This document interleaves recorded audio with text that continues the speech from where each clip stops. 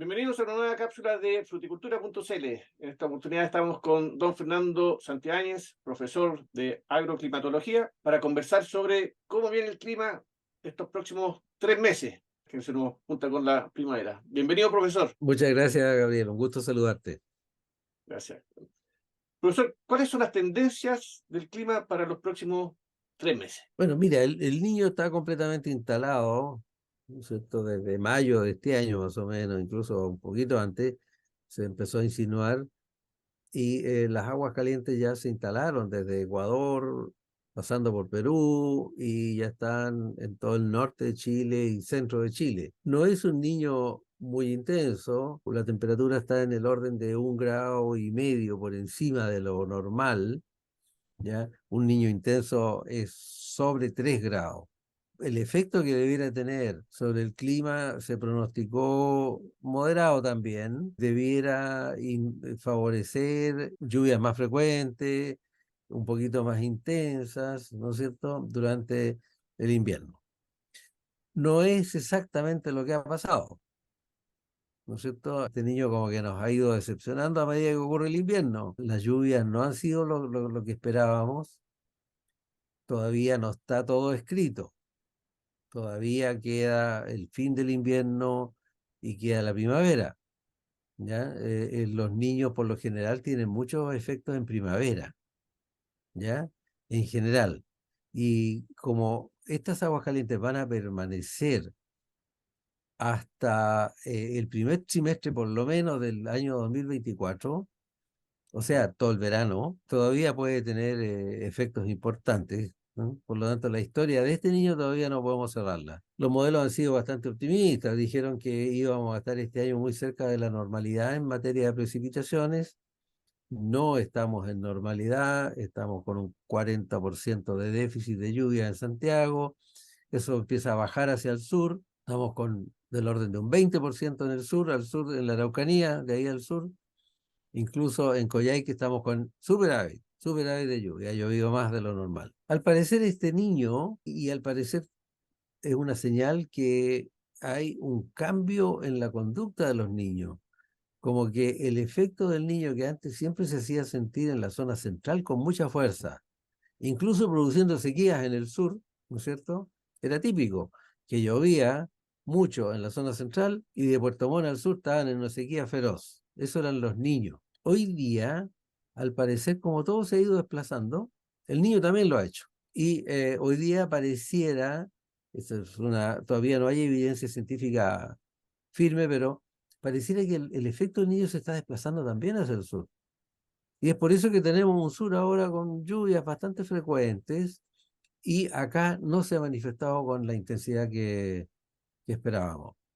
De todas maneras, esperamos algunas lluvias de aquí a fin de año, esperamos lluvias de primavera, tardías, ¿cierto? Este año hay que estar atento porque además esperamos una primavera adelantada.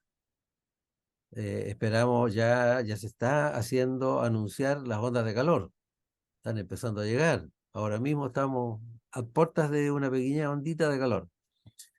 Y eso va a hacer que se acelere la brotación este año. Yo creo que en todas las especies va a estar un poquito adelantada. Y si hay lluvias en floración, vamos a estar bajo una amenaza bastante importante, porque altas temperaturas y precipitación, ¿no es cierto?, son la combinación perfecta.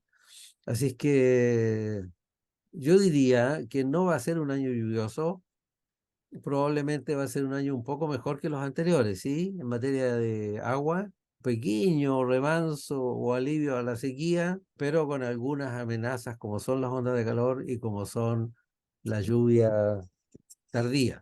Y yo creo que eso es más o menos lo que se espera. Se esperan temperaturas ligeramente por encima de lo normal este año. O sea, durante toda la primavera y el verano vamos a tener temperaturas un poco más altas, ¿ya? ¿Esto es En por el, promedio. eso es por el ¿Mm? niño o por el cambio climático? No, por el efecto del niño, en que las aguas, ¿no es cierto?, del océano le agregan calor a las masas de aire que entran desde el océano. Y también vapor, ¿no es cierto? Entonces esperamos Y cuando hay un aire más húmedo, ese vapor en verano, en las zonas interiores, se eleva y tiende a formar, ¿no es cierto?, una capa alta, húmeda de la atmósfera que acentúa el efecto invernadero, ¿ya? Por lo tanto, en la noche se mantiene la temperatura más alta y hace que la radiación solar en el día caliente fuertemente la superficie y en la noche está el techo protector y no se logra enfriar en la noche. Entonces nos da días con 24 horas muy calurosas en general esta condición que estamos ahora teniendo con este niño. ¿Y el niño de alguna forma nos protege contra heladas en primavera? Mira, es curioso el efecto, porque cuando hay niños las temperaturas se mantienen así como las que estamos viendo, ¿ya? En general alejadas del riesgo. Hemos estado todo el invierno con temperaturas muy poco amenazantes en general, pero ocurre que con las lluvias tardías se pueden producir heladitas muy tarde en años de niño, ¿ya? Fines de septiembre, incluso principios de octubre, ¿no es cierto?, en la zona central, que son fatales, porque ahí basta que haya un grado bajo cero para que provoque unas pérdidas, ¿no es cierto?, enormes en frutos recién cuajados en casi todas las especies. Menos en la uva, que quema algunos brotes nomás, pero todavía, ¿no es cierto?, todavía no está en flor la uva. Pero son años muy traicioneros estos, en que todos nos confiamos de que las temperaturas están muy alejadas, que no hay problema, pero de repente nos cae, ¿no es cierto?, una helada fuerte muy tarde y que con esa heladita basta para desbaratar todo. Eso es el problema de la agricultura en general, po. Tú haces todo bien y el 1%, ¿no es cierto?, es el que te desbarata el 99%. No, claro, factor limitante. Pero Claro. últimamente siempre se hablaba de la helada de Todos los Santos y ahí todo sembraban o hacían trasplantes después de esa helada. Este año esa helada podría desplazarse, podría... Este año vamos a tener que hacer una ecuación bien compleja porque si las temperaturas siguen altas en cordillera, la nieve se va a derretir muy rápido y podemos tener problemas de agua, ¿no es cierto?, en enero o febrero. Desde esa perspectiva conviene sembrar antes, si estamos hablando de cultivos anuales, ¿no?, de modo de escapar un poquito de una sequía de ya de fines de enero, febrero. Pero desde un punto de vista de las heladas, convendría sembrar más tarde, ¿ya? Entonces, yo creo que en definitiva este año no hay que irse ni muy temprano ni muy tarde. Sería buscar un término medio, no especular demasiado con un retraso, pero tampoco ser un poquito cauto, no siembras demasiado temprano, ¿no es cierto? Porque el régimen de lluvia está muy aleatorio, puede pasar cualquier cosa de repente, ¿eh? Siempre detrás de un frente de lluvia, siempre viene una masa de aire frío empujándolo, ¿no es cierto? Los frentes tienen un motor y ese motor que los mueve y los desplaza es una masa de aire fría, pesada, que los empuja. Por eso que pasó la lluvia y vino el enfriamiento, porque llega el aire frío que venía de atrás del frente, ¿ya? De manera entonces que hay que tener mucho cuidado con eso. La lluvia de Todos los Santos como que ha ido desapareciendo, ¿no es cierto? Parece que hasta los años 60 era fijo que, perdón, la helada, ¿no es cierto? Como que era típico que había, bueno, una lluvia también, se venía con lluvia, la helada de Todos los Santos, siempre venía una lluviecita, un matapajarito, como queramos llamarle, ¿no es cierto? Y de ahí venía la helada que nos fregaba. Bueno, ha ido desapareciendo, ¿ah? Ya quedó como en la tradición, pero ya hoy día cada vez es más difícil que tengamos una helada tan tardía o una lluvia tan tardía. ¿M? Pero no necesitamos llegar al 1 de noviembre para tener una catástrofe. Basta con que sea el 30 de septiembre nomás, como fue hace unos años, ¿no es cierto? Bueno, varias veces nos ha ocurrido heladas entre el 18 y el 30 de septiembre, que barren con el 80% de las especies. Profesor, ¿y el norte? ¿Qué pasa con el norte? Bueno, en el norte hay un fenómeno que está ocurriendo que es bien bien particular, porque las lluvias cada vez son más mezquinas. Hemos tenido una pura lluvia en Coquimbo este año. Fue importante la lluvia para Coquimbo, pero no suficiente. Pero no todo es tan malo, porque están empezando a llegar a la cordillera de Atacama y Coquimbo con más frecuencia las lluvias del invierno altiplánico. Se están desplazando hacia el sur. Entonces, esas lluvias vienen a auxiliar la hidrología de esas regiones ante la falta de lluvia. Es una cosa bien curiosa. Y no solo eso, también hay lluvias que están pasando del lado transandino hacia el lado chileno. Normalmente las lluvias de verano de nuestros amigos, ¿no es cierto?, de San Juan, de Mendoza, las lluvias de verano no depositaban nieve que Chile la pudiera capitalizar, caían solo al lado argentino algo de nieve y muy poca por lo demás. Sin embargo, últimamente hemos visto que hay algunas de estas lluvias convectivas, medias tropicales que ellos tienen en verano, que se comprimen contra la cordillera de los Andes y dejan algo de nieve, sobre todo cuando son muy tempranas, noviembre, principio de diciembre.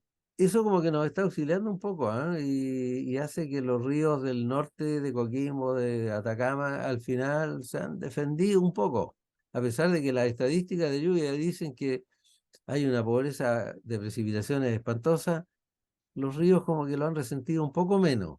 La cantidad de nieve acumulada. Bueno, en materia de nieve estamos con un déficit más o menos agudo. Estábamos muy optimistas el otro día cuando llovió y nevó mucho, pero se derritió, se fumó la nieve muy rápido porque vinieron las altas temperaturas después. Estamos con un gran déficit, no tengo una cifra, pero está por sobre el 50%, yo creo, el déficit de nieve. No porque no haya nevado, sino porque la isoterma ha sido muy alta. Por un lado, eso reduce la extensión de la nieve. Y por otro lado, ¿no es cierto? Han venido temperaturas muy altas después de las nevadas que han contribuido a que se derrita. De hecho, los caudales han estado bastante altos, lo cual en esta época no nos conviene que hayan caudales tan altos, po. Ya no necesitamos el agua en esta época y es agua que debiera quedar para la reserva del verano. Entonces, me asustan estos caudales tan altos en esta época. Este es un año que está todavía muy incierto hidrológicamente, ¿ah? Yo creo que estaba muy optimista hace un mes, yo. Ahora, al ver que las nevadas no han sido lo que esperábamos, soy un poquito menos optimista, pero todavía guardo la esperanza de que cambie la situación un poco de aquí a fin de año, ¿ah? Hay frentes, ahora va a venir un frente dentro de la próxima semana que va a llegar hasta Maule más o menos, pero por la cordillera se va a extender hasta la región metropolitana. Y esos frentes dejan nevada sin que dejen lluvia acá. Y eso repone un poco la reserva. Así que no está todo perdido, yo creo que hay que esperar un poco todavía para hacer un diagnóstico más firme. Profesor, y la combinación de cambio climático y el niño, ¿podríamos esperar más granizo o algún otro fenómeno? Claro, hay dos tipos de lluvia, ¿no es cierto? Las típicas lluvias que siempre hemos tenido, que son las lluvias que provocan los frentes de lluvia, ¿no es cierto? Que son masas de aire que se anuncian mucho, que vienen, las vemos en el satélite, se arrastran por encima del océano, se recargan de vapor y entran y descargan agua. Y las otras lluvias que son las que se forman por masas de aire que se estacionan un buen rato en el océano, se recargan de vapor y luego viene un viento que las empuja y las tira contra el continente. Pero son masas de aire que tienen incluso una forma distinta, ¿ya? Son más circulares, digamos, y no los frentes que son tan longitudinales. Estas masas de aire provocan estas lluvias más bien tardías de primavera a verano. Y al parecer la ciencia climática dice que con el calentamiento global ese tipo de lluvias debieran aumentar. Y ese es el tipo de lluvia que viene con tormentas, relámpagos, trueno, granizo. Son lluvias tipo tropical, tipo tropical. No son tan extensas, duran poco, pero depositan gran cantidad de agua en poco tiempo. En cambio, los frentes son mucho más anunciados, más graduales, menos intensos, pero más duraderos, ¿ya? Es mejor la lluvia de los frentes que la de estos sistemas, ¿no es cierto? Porque es agua que se capitaliza más al ser más gradual la lluvia. Estos fenómenos de lluvias convectivas, que son de estas que estamos hablando, al parecer podrían aumentar y eso trae granizo. O sea, el granizo no tiene por dónde disminuir en el futuro, ¿no es cierto? La lógica dice que debiera ir en aumento. Y de hecho, hemos observado un pequeño aumento en el tamaño de los granizos en Chile. Estábamos acostumbrados al granicito muy chiquitito, que era muy bonito, muy simpático, todos salíamos para afuera a mirarlo, ¿no es cierto? En Italia, en Argentina, ¿no es cierto? En Australia, en Alemania, tienen granizo del porte de una pelota de ping-pong. Nadie sale, todos se fondean, nadie lo va a mirar. Es un fenómeno terrible. Entonces, no vamos a llegar a eso nosotros. No tenemos las condiciones para llegar a ese tipo de granizo, felizmente. Que abollan autos, quiebran parabrisas, ¿eh? Pero sí, un pequeño aumento en el tamaño podemos tener, ¿eh? Y ya los que tenemos nos producen daño en la fruta. Y este granizo es más precordillera de los Andes o puede ser cualquier parte? No, tiende a ser más en la precordillera de los Andes, sin duda, porque estos núcleos de aire más caliente y húmedo que son empujados y se meten al continente, por lo general al chocar con la cordillera, ahí es donde se desestabilizan, porque son obligados el aire húmedo a subir, a remontar la montaña, ¿no es cierto? Entonces se produce una subida violenta del aire húmedo, ¿ya? Que es lo que produce estas tormentas así súbitas y muy intensas, con truenos, relámpagos, en fin, ¿no? Por eso siempre en la cordillera tenemos más de este tipo de tormentas, por el hecho que el aire se ve obligado a escalar la montaña muy rápido, ¿ya? Y eso tiende a estar asociado a granizo. Entonces, probablemente hay una franja precordillerana que es más proclive a granizo, ¿no es cierto?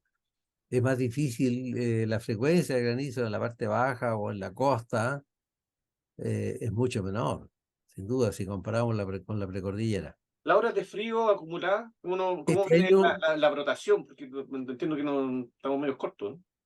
este año muy baja, comparada incluso con el año pasado, que tampoco fue tan pródigo, comparado con el año pasado, muy baja, tenemos pocas horas de frío y pocas porciones de frío también. En materia de horas de frío, muy pocas. Las porciones de frío nos tranquilizan un poco, que dicen que las porciones de frío son una manera distinta de medir el frío. Considera el frío por sobre 7 grados, hasta 12 grados más o menos lo capitaliza, pero estamos con claramente un 30-40% menos de frío que el año pasado. Entonces, esto probablemente va a ayudar a tener una brotación temprana. Hay muchas personas que piensan que si no hay frío en invierno, las plantas siguen durmiendo.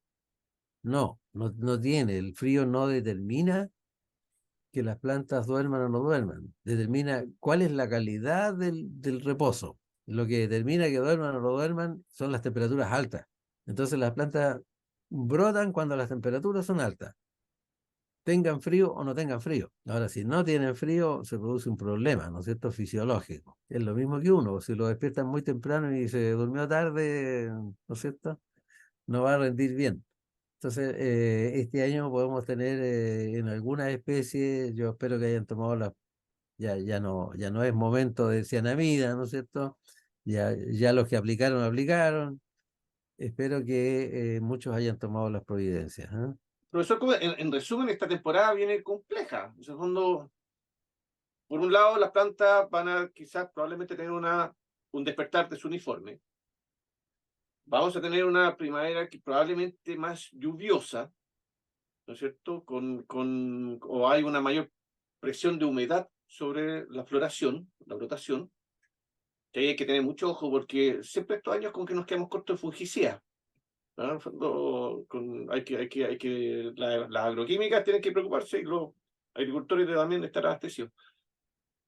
Y el aumento de temperatura no va a aumentar la presión sobre las plagas, que son las enfermedades, bueno, quizás no adelanta la cosecha. Entonces, ¿cómo un agricultor puede mantenerse informado bien de cómo viene el clima? Bueno, mira, están los clásicos sitios, ¿no es cierto?, que siempre miran, pero esos sitios son en general a nivel mundial y no dan mucha precisión ni mucha confiabilidad, ¿no es cierto? O sea, basta ver que a veces son contradictorios entre sí.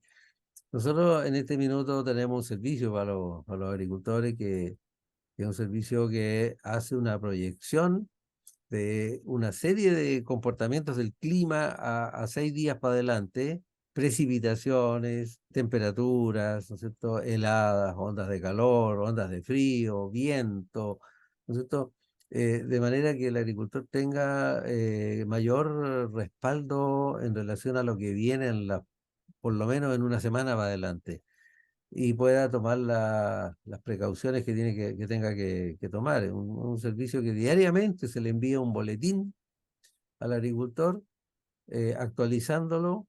Está conectado esto con el Centro Europeo del Clima, que es un centro muy sólido, que tiene muy buenos pronósticos, que además nosotros lo adaptamos acá con estaciones de tierra y lo tenemos calibrado de manera de mejorar la precisión aún, de manera que es muy útil y muy de acuerdo con los tiempos modernos, en que una industria moderna siempre tiene que basar sus decisiones, ¿no es cierto?, en buena información. De manera que es un servicio que está disponible para quien pudiera interesarle. ¿Dónde se pueden contactar con ustedes para eso? www.infodep.cl. Bueno, normalmente a mi correo, ¿no es cierto? Ahí se puede pedir mandando la localización precisa del predio en Google Earth. Nosotros podemos pinchar ahí ese lugar y de ahí hay una base de datos que provee y hay un software que hace, ¿no es cierto?, formatea este informe para esa localización. Profesor, la última pregunta. Mejoramiento continuo.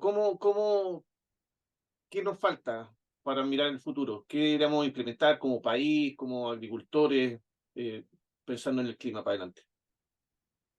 Yo creo que hay tareas diferenciadas, ¿no es cierto? El Estado tiene que tomar más sistemáticamente esto, el Estado, ¿no es cierto? Y ver en definitiva qué mecanismos de adaptación al cambio climático va a necesitar la agricultura para ver cómo el Estado puede ayudar a que esos mecanismos efectivamente surtan el efecto y se puedan implementar. No se puede dejar de responsabilidad de los agricultores solamente eso, ¿no es cierto? Esto es como el riego.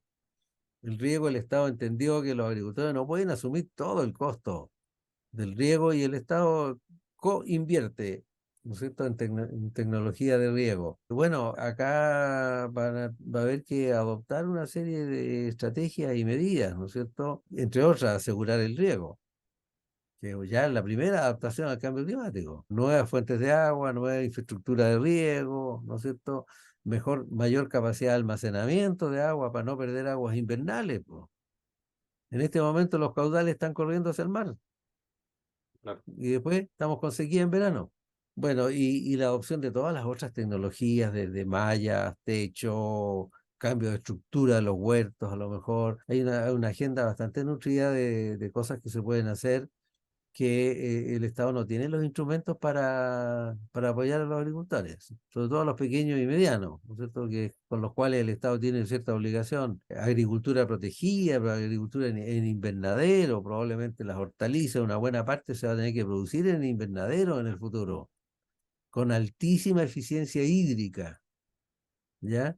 Ya hay tecnología para eso. El Estado va a tener que apurar el tranco en ayudar que los agricultores puedan adoptar esas medidas, sobre todo los que no tienen el capital, como son los pequeños y los medianos, pero que juegan un rol esencial en la seguridad alimentaria del país, esos agricultores. Entonces, ahí hay tareas del Estado y de parte de los agricultores estar abiertos a capacitarse, entender qué es lo que hay que hacer, ¿no es cierto? Que hay que avanzar hacia unas nuevas tecnologías, hay que ir adoptando mecanismos de protección, hay que mejorar los procesos de decisión, ¿no es cierto? ¿Qué plantar, cuándo plantar, cómo proteger, incorporar el concepto de riesgo en la gestión, con lo que estábamos hablando recién. Bueno, tener la información buena todos los días para saber qué tengo que hacer la próxima semana, qué será lo más conveniente que haga.